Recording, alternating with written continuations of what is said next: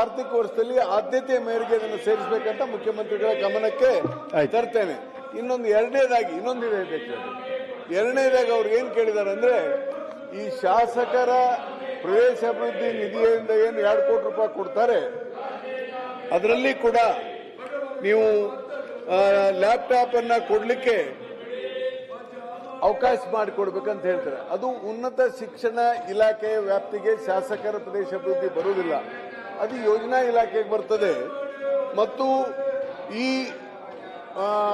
ಯೋಜನೆಯನ್ನ ಸೇರಿಸಲಿಕ್ಕೆ ಏನೇನು ಗೈಡ್ಲೈನ್ಸ್ ಇದೆ ಅನ್ನೋದನ್ನ ತಮ್ಮ ಗಮನಕ್ಕೆ ತಂದಿದ್ದೇನೆ. ಈ ಗೈಡ್ಲೈನ್ಸ್ ನಲ್ಲಿ ಕೂಡ ಅದನ್ನ ಮಾಡಲಿಕ್ಕೆ ಅವಕಾಶಗಳಿಲ್ಲ ಪ್ರದೇಶ ಅಭಿವೃದ್ಧಿ ಯೋಜನೆ ಅಡಿಯಲ್ಲಿ. ಅದಕ್ಕೆ ಅದನ್ನೇನಾದ್ರೂ ಸಾಧ್ಯವಾದ್ರೆ ಯೋಜನಾ ಮಂತ್ರಿಗಳ ಗಮನಕ್ಕೆ ತಂದು ಅದಕ್ಕೊಂದು ತಿದ್ದುಪಡಿ ಮಾಡಿ ಉತ್ತಮವಾದ ಸಲಹೆ ಕೊಟ್ಟಿದ್ದಾರೆ, ಅದನ್ನ ಪರಿಗಣಿಸಬೇಕಂತ ಮಾನ್ಯ ಮಂತ್ರಿಗಳಿಗೆ, ಯೋಜನಾ ಮಂತ್ರಿಗಳಿಗೆ ಹೇಳ್ತೇನೆ. ಮಾಡಕ್ಕೆ ಪ್ರಯತ್ನ ಮಾಡಿ, ಅದು ಮಾಡಕ್ಕೆ ಪ್ರಯತ್ನ ಮಾಡಿ. Okay okay. ಡಿ.ಎಸ್. ಅರುಣ್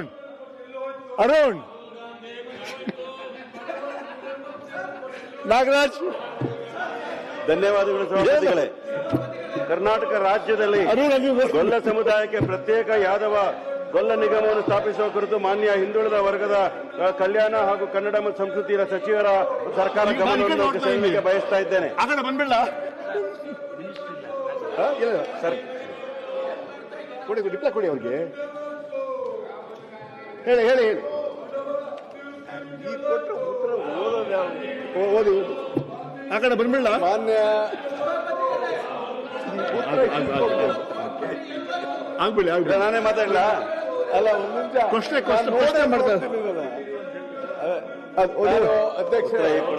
ನಾನು ಮಾನ್ಯ ಎಂ ನಾಗರಾಜ್ ಅವರು, ಮಾನ್ಯ ಸದಸ್ಯರು ಏನು ಸದನದ ಗಮನವನ್ನು ಸೆಳೆದಿದ್ದಾರೆ, ನನಗೆ ಇದು ಮಾನ್ಯ ಹಿಂದುಳಿದ ವರ್ಗದ ಮಂತ್ರಿಗಳು ಇಲ್ಲ, ಅದಕ್ಕೆ ಅವ್ರಿಗೆ ಪರಿಣಾಮಕಾರಿಯಾಗಿ ಉತ್ತರವನ್ನು ಕೊಡಿಸ್ಲಿಕ್ಕೆ ಅವರಿಂದನೇ ಪ್ರಯತ್ನ ಮಾಡ್ತೇನೆ ನಾನು. ಯಾಕಂದ್ರೆ ಕಮಿಟ್ಮೆಂಟ್ ಇರೋದ್ರಿಂದ ನಾನು ಹೇಳೋದು ಉತ್ತರ ಕೊಟ್ಟಿದ್ದೀರಿ, ಓದ್ಕೊಂಡಿದ್ದೀನಿ ನಾನು, ಆದ್ರೆ ಹೇಳ್ತೀನಿ ಕೇಳಿ. ರವಿ, ಒಂದು ರಿಕ್ವೆಸ್ಟ್. ರವಿ ಅವರೇ, ಅಲ್ಲಲ್ಲ, ಒಂದ್ ನಿಮಿಷ ನನಗೆ ಹೇಳಕ್ಕೇನು ಸಮಸ್ಯೆ ಇಲ್ಲ. ಒಂದ್ ಸೆಕೆಂಡ್. ನಾವು ನೀವು ಉತ್ತರ ಕೊಟ್ಟಿದ್ದೀರಿ ಕೇಳಿದೆ, ನಾವು ಉತ್ತರ ಕೊಟ್ಟಿದ್ದೀರಿ ನೋಡಿ. ನನಗೊಂದು ನಿಮಿಷ ಬಿಡಿ ಹೇಳಿ. ಮಾನ್ಯ ಸಭಾಪತಿಗಳೇ, ಹಿಂದುಳಿದ ವರ್ಗದ ಕಲ್ಯಾಣ ಮಂತ್ರಿಗಳು ಇದಕ್ಕೆ ಉತ್ತರ ಕೊಡಬೇಕು. ಈಗ ಉತ್ತರವನ್ನ ಕೊಟ್ಟಿದ್ದಾರೆ, ಅವ್ರು ನೋಡ್ಕೊಂಡ್ಮೇಲೆ ಕೆಲವು ವಿಚಾರಗಳನ್ನ ನಾನು ಇಲಾಖೆಯಿಂದ ಚರ್ಚೆ ಮಾಡಿ ತಗೊಳ್ತೀನಿ. ಅದು ಮಂಡ್ಯ ತಗೊಳ್ತೀನಿ. ಮಾನ್ಯ ಸಚಿವರೇ, ನಮ್ಮ ಕೇಳಿ ಸಚಿವರೇ, ನಿಯಮಾವಳಿನ ತಿಳ್ಕೊಳ್ತಾರೆ. ಒಂದೇ ನಿಮಿಷ ನಾನು ಹೇಳಿ, ಆಮೇಲೆ ಉತ್ತರ ಕೊಡಿ. ಪರವಾಗಿ ಅವ್ರು ಹೇಳಿ. ಮಾನ್ಯ ಸಭಾಪತಿಗಳೇ, ಅವಕಾಶ ಕೊಡೋಕೆ ಧನ್ಯವಾದಗಳು. ಈಗ ಅವರು ಉತ್ತರವನ್ನು ಕೊಟ್ಟಿದ್ದಾರೆ. ಇದು ಮೊದಲನೇ ಬಾರಿ ಕೊಟ್ಟಂತ ಉತ್ತರ ಅಲ್ಲ. 2022ರಲ್ಲಿ ಈ ಪ್ರಶ್ನೆ ಕೇಳಿ 4 ವರ್ಷಗಳಿಂದ ಕೇಳ್ತಾ ಇದ್ದೀವಿ. ಯಾದವ ಸಮುದಾಯ, ಗೊಲ್ಲ ಸಮುದಾಯ ಅಂತ ಹೇಳೋದು ಸಾಮಾಜಿಕವಾಗಿ, ಶೈಕ್ಷಣಿಕವಾಗಿ, ಆರ್ಥಿಕವಾಗಿ, ರಾಜಕೀಯವಾಗಿ ಹಿಂದುಳಿದ ಸಮುದಾಯ ಅಂತ ಹೇಳಿ ಸ್ಪಷ್ಟವಾಗಿ ಹೇಳಿದ್ರು ಕೂಡ 4 ವರ್ಷ ನಿಗಮ ಮಾಡ್ಲಿಕ್ಕೆ ಆಗ್ಲಿಲ್ಲ ಅನ್ನೋದ್ರೆ, ಬೇಕಾದಂತ ಬೇರೆ ಬೇರೆ ನಿಗಮಗಳಿಗೂ ಬೇರೆ ಬೇರೆ ಸಮುದಾಯಗಳಿಗೆ ಈಗಾಗಲೇ ಹಲವಾರು ನಿಗಮಗಳನ್ನು ಸ್ಥಾಪನೆ ಮಾಡಲಾಗಿದೆ. ಆದ್ರೆ ನಮ್ಮ ಸಮುದಾಯಕ್ಕೆ ಯಾವ ಕಾರಣಕ್ಕೋಸ್ಕರ ಮಾಡಲಿಲ್ಲ ಅಂತಕ್ಕಂಥ ವಿಚಾರನ ಕೇಳ್ತಾ ಇದ್ದೇನೆ. ಬೇರೆ ಸಮುದಾಯಗಳಿಗೆ ದೇವರಾಜ ನಿಗಮದ ಅಡಿಯಲ್ಲಿ ಬರ್ತಾ ಇರ್ತಕ್ಕಂಥ ಹಲವಾರು ಸಮುದಾಯಗಳಿಗೆ ನೀವು ಕೊಟ್ಟಿರ್ತಕ್ಕ ಸಂದರ್ಭದಲ್ಲಿ ನಮ್ಮ ಸಮುದಾಯಕ್ಕೆ ಕಳೆದ 4 ವರ್ಷಗಳಿಂದ ಈ ಒಂದು ಅನ್ಯಾಯವನ್ನು ಸರಿಪಡಿಸಲಿಕ್ಕೆ ಕೇಳ್ತಾ ಇದ್ದೇವೆ. ಕೇವಲ ಒಂದು ಸಬೂಬುಗಳನ್ನ ಕೊಡ್ತಕ್ಕಂಥದ್ದು, ಕೇವಲ ನಾವು ಮಾಡ್ತೀವಿ ಒಂದು ಆಶ್ವಾಸನೆ ಕೊಡ್ತಕ್ಕಂಥದ್ದು ನ್ಯಾಯಸಮ್ಮತ ಅಲ್ಲ ಅಂತ ಮಾತು ಹೇಳ್ತಾ ಇದ್ದೀವಿ. ನಮ್ಮ ಕರ್ನಾಟಕ ರಾಜ್ಯದಲ್ಲಿರ್ತಕ್ಕಂಥ ಯಾದವ ಸಮುದಾಯ, ಗೊಲ್ಲ ಸಮುದಾಯ ಅಂತಕ್ಕಂಥ ತೀಕ್ಷ್ಣವಾಗಿ ಅದೇ ಹಿಂದುಳಿದ ಸಮಾಜ ಆಗಿದೆ. ಹಾಗಾಗಿ ನಾನು ಹೇಳಿದ ಈ ಉತ್ತರವನ್ನು ನಾನು ಒಪ್ಪಲಿಕ್ಕೆ ಸಾಧ್ಯ ಇಲ್ಲ. ಮತ್ತೊಮ್ಮೆ ವಿಸ್ತೃತವಾಗಿ ಚರ್ಚೆ ಮಾಡಬೇಕು. ಚರ್ಚೆ ಮಾಡಕ್ಕೆ ಅವಕಾಶ ಮಾಡಿಕೊಡ್ತೀನಿ. Thank you. ಓಕೆ. ಒಂದು ಪ್ರಕಟಣೆ, ಒಂದು ನಿಮಿಷ. ವಿರೋಧ ಪಕ್ಷ ನಾಯಕರ ಪ್ರಕಟಣೆ ಇದೆ, ಕೇಳಿ. ಪ್ರಕಟಣೆ ಇದೆ. ಮಾನ್ಯ ಸಭಾಧ್ಯಕ್ಷರಿಂದ ಈ ಮುಂದಿನ ಸಂದೇಶ ಬಂದಿರುತ್ತೆ. ಕರ್ನಾಟಕ ವಿಧಾನಸಭೆಯ ಕಾರ್ಯವಿಧಾನ ಹಾಗೂ ನಡವಳಿಕೆ ನಿಯಮಗಳ 104ನೇ ನಿಯಮದ ಮೇರೆಗೆ ವಿಧಾನಸಭೆಯು ದಿನಾಂಕ 21/8/26ರಂದು ಈ ಕೆಳಕಂಡ ವಿಧೇಯಕಗಳನ್ನು ಅಂಗೀಕರಿಸಬೇಕೆಂದು ಹಾಗೂ ಸದರಿ ವಿಧೇಯಕಗಳಿಗೆ ವಿಧಾನ ಪರಿಷತ್ತಿನ ಸಹಮತಿ ನೀಡಬೇಕೆಂದು ಕೋರಿರುತ್ತಾರೆ. 2026ನೇ ಸಾಲಿನ ಕರ್ನಾಟಕ ಅಪಾರ್ಟ್ಮೆಂಟ್ಸ್ ಮಾಲೀಕತ್ವ ಮತ್ತು ನಿರ್ವಹಣೆ ವಿಧೇಯಕ, 2026ನೇ ಸಾಲಿನ ಕರ್ನಾಟಕ ಮುನ್ಸಿಪಾಲಿಟಿಗಳ ವಿಧೇಯಕ, 2020 ಸಾಲಿನ ಕರ್ನಾಟಕದ ಪಾಲಿಕೆಯ ವಿಧೇಯಕ. ಈಗ ಮುಖ್ಯಮಂತ್ರಿಗಳೇ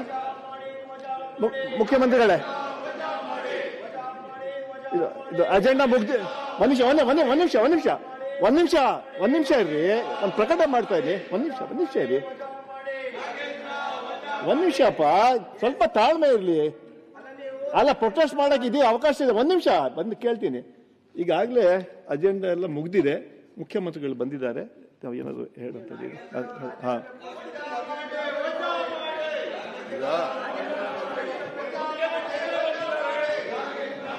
ಸಂತೋಷ ಆಗಿದೆ. ಮುಖ್ಯಮಂತ್ರಿ ಇರ್ರಪ್ಪ, 2 ನಿಮಿಷ ದಯವಿಟ್ಟು 2 ನಿಮಿಷ ಕೇಳಿ. ಮುಖ್ಯಮಂತ್ರಿ ಕೇಳಿ, ಏನ್ ಹೇಳ್ತಾರೆ ಕೇಳೋಣ. ಕೂತ್ಕೊಳ್ರಿ ನಿಮಿಷ, ಕೂತ್ಕೊಳ್ರಿ. ಹೇಳ, ಮುಖ್ಯಮಂತ್ರಿ ಹೇಳ್ತಾರೆ, ಕೂತ್ಕೊಳ್ಳಿ. ಮುಖ್ಯಮಂತ್ರಿಗಳು ಸುದ್ದಿ ತಂದಿದ್ದಾರೆ. ಆಯ್ತು, ಕೇಳಿ ಮಾತು ಕೇಳಿ. ನಾವು ಅಂದ್ಕೊಂಡಿದೀವಿ ನಮ್ಮ ಮುಖ್ಯಮಂತ್ರಿಗಳು. ಯಾಕೆಂದ್ರೆ ಕರ್ನಾಟಕ ರಾಜ್ಯದಲ್ಲಿ ರೈತರ ವಿಷಯ ಚರ್ಚೆ ಮಾಡಬೇಕು. ವಿರೋಧ ಪಕ್ಷ ನಾಯಕರೇ, ಹಾಗಾಗಿ ಸಿಹಿ ಸುದ್ದಿ ತಂದಿದ್ದಾರೆ ಅಂದ್ಕೊಂಡಿದ್ದೀವಿ. ಸಿಹಿ ಸುದ್ದಿ ತಂದಿದ್ದಾರೆ. ಆಯ್ತು ಇವರೇ ದಯವಿಟ್ಟು ಕೈ ಮುಗ್ದು. ಅಧ್ಯಕ್ಷರೇ, ಪ್ರಜಾಪ್ರಭುತ್ವದ ವ್ಯವಸ್ಥೆಯಲ್ಲಿ ಅವ್ರು ಹೋರಾಟ ಮಾಡೋದ್ರಲ್ಲಿ ನಮ್ದೇನು ತಕರಾರಿಲ್ಲ. ಅವ್ರು ಕೇಳ್ತಾ ಇದ್ದಾರೆ, ನ್ಯಾಯ ಕೇಳ್ತಾ ಇದ್ದಾರೆ. ನಾನು ಹಿಂದೆನೆ ಅಧ್ಯಕ್ಷರಾಗಿದ್ದಾಗ ನಾನೇ ನಾಗೇಂದ್ರ ಅವ್ರ ಕೈಲಿ ರಾಜೀನಾಮೆ ಹೋಗಿ ಇದು ತನಿಖೆ ಆಗಲ್ಲಪ್ಪ ಕೊಡು ಅಂತೇಳಿ ಕೊಡಿಸ್ತು. 2 ವರ್ಷ ಆಯಿತು. ನಾವು ಏನು ಬೇಕೋ ತನಿಖೆ ಮಾಡಿಸಿದ್ದೇವೆ. ಈಗ ಅವರು ರಾಜೀನಾಮೆ ಕೊಡಬೇಕು ಅಂತ ಕೇಳ್ತಾ ಇದ್ದಾರೆ.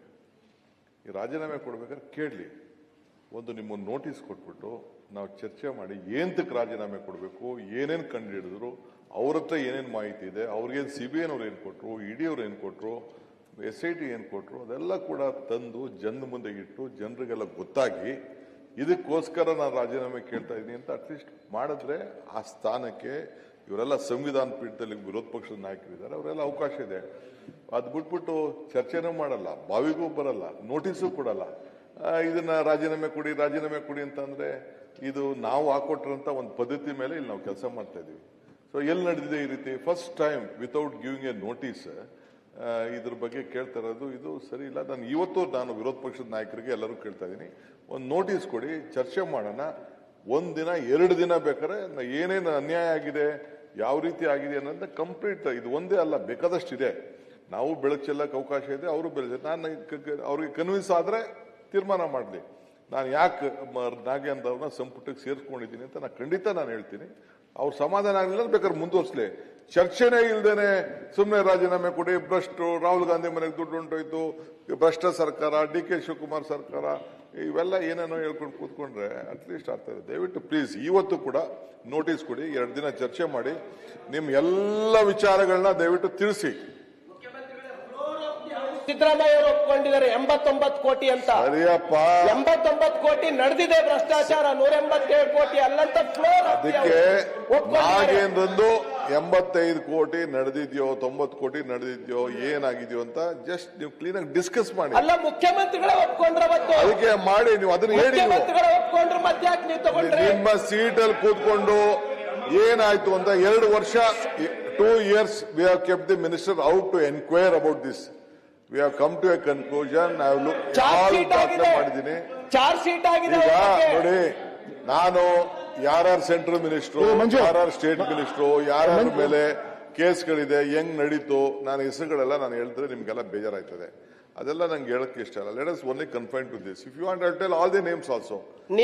ನೀವೇ ಒಪ್ಕೊಂಡಿರ್ತಕ್ಕಂತ ವಿಷಯಕ್ಕೆ ರಾಜೀನಾಮೆ ಅದು ನೀವು ಚರ್ಚೆ ಮಾಡಿ, ಅದನ್ನ ಚರ್ಚೆ ಮಾಡಿ, ನೀವು ಡಿಸ್ಕಸ್ ಮಾಡಿ, ಸದನದಲ್ಲಿ ಒಪ್ಕೊಂಡಿದ್ದೀರಾ? ಮಾನ್ಯ ವಿರೋಧ ಪಕ್ಷದ ನಾಯಕರೇ, ಮಾನ್ಯ ಮುಖ್ಯಮಂತ್ರಿಗಳು ಸಂಸದೀಯ ವ್ಯವಹಾರಗಳಲ್ಲಿ ಯಾವ ರೀತಿಯಿಂದ ನಡ್ಕೋಬೇಕು ಅನ್ನೋಂಥ ವಿಚಾರವನ್ನ ಸ್ಪಷ್ಟವಾಗಿ ಹೇಳಿದ್ದಾರೆ. ಅವ್ರೇನೀಗ ಸರ್ಕಾರ ಚರ್ಚೆಗೆ ತಯಾರಿಲ್ಲ ಅಂತ ಹೇಳಿಲ್ಲ. ಸರ್ಕಾರ ಒಂದ್ ನಿಮಿಷ ರೀ ಪ್ಲೀಸ್. ನೀವು ಕೂಡ ಸದನದ ಗೌರವಾನ್ವಿತ ಸದಸ್ಯರು. ಅದು ಏನ್ ನಡೆದಿದೆ, ಹಗರಣ ಏನ್ ನಡೆದಿದೆ, ಏನಾಗಿದೆ, ಆಮೇಲೆ ಹೇಳಿದ್ರಲ್ಲ ರವಿ ಅವರೇ ಚಾರ್ಜ್ ಶೀಟ್ ಎಷ್ಟು ಜನರ ಮೇಲೆ ಹಾಕಿಲ್ಲ. ಚಾರ್ಜ್ ಶೀಟ್ ಹಾಕಿದ ಮೇಲೆ ನ್ಯಾಯಾಲಯ ಅವ್ರಿಗೇನಾದ್ರೂ ಶಿಕ್ಷೆ ಕೊಟ್ಟಿದ್ರೆ ಇನ್ನು ನ್ಯಾಯಾಲಯದಲ್ಲೆಲ್ಲ ವಿಚಾರಣೆ ಪ್ರಾರಂಭ ಆಗಿಲ್ಲ. ಆಮೇಲೆ ಎಷ್ಟು ಜನ ಬಿಜೆಪಿ ಎಂಪಿಗಳ ಮೇಲೆ, ಎಷ್ಟು ಜನ ಮಂತ್ರಿಗಳ ಮೇಲೆ ಜಡ್ಜ್ಮೆಂಟ್ ಮಾಡಿದ್ದಾರೆ. ಮಾಡೋಣ, ಅದಕ್ಕೆ ಅವಕಾಶ ಕೊಡಿ, ಅದಕ್ಕೆ ಅವಕಾಶ ಕೊಡಿ. ನೋಟಿಸ್ ಕೊಟ್ಟು ಮಾತಾಡಿ. ಮುಖ್ಯಮಂತ್ರಿಗಳು ಮಾತಾಡಿ ಆಗಿದೆ. ಮಾತಾಡಿ. ನಾನು 2 ಮಾತು ಮಾತಾಡ್ತೇನೆ. ಒಂದ್ ನಿಮಿಷ ಇರಿ, 1 ನಿಮಿಷ.